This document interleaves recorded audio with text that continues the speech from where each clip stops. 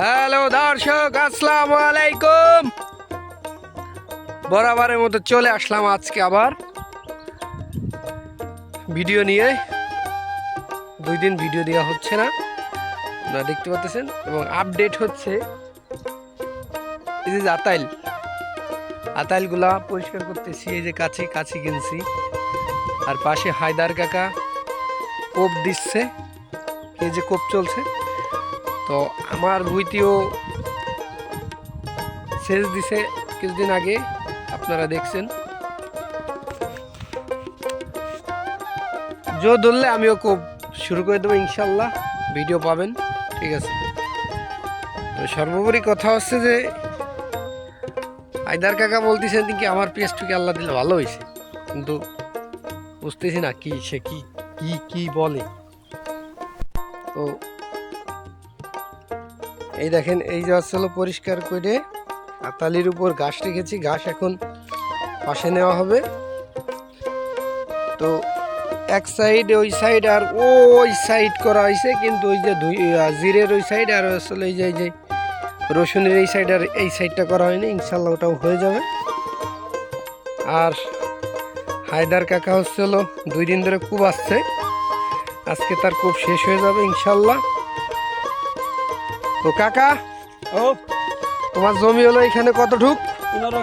15 2 দিনই শেষ করছে কুবাইয়ে, ঠিক আছে। লোক একটা নিছে আর সে নিজেই করছে, আর এইটুক বাকি আছে সে করে ফেলবে। তো আল্লাহ দিলে পরা পেঁয়াজ ভালোই হবে নাকি? ইনশাল্লাহ। আমার টুক ভালো না? তো আমার টুক ভালো, সবাই দোয়া করেন, এই আসলে বিষয়। আর নতুন কৃষক তো এই জন্যই মনে হয় ভালো হয়েছে না? নতুন পুইলে ভালো হয়েছে ইনশাল্লাহ।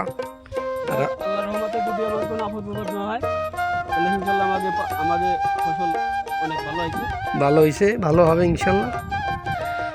তো এখন আমরা একটা বিপদে আছি, যদি আল্লাহ যদি বৃষ্টি নামায় দেয় তলি করার কিছু নাই নাকি?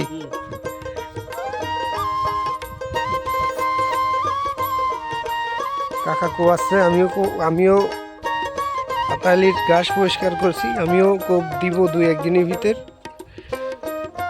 জো ধরলি, মেন কথা হচ্ছে জো ধরলি কোপ শুরু হয়ে যাবে।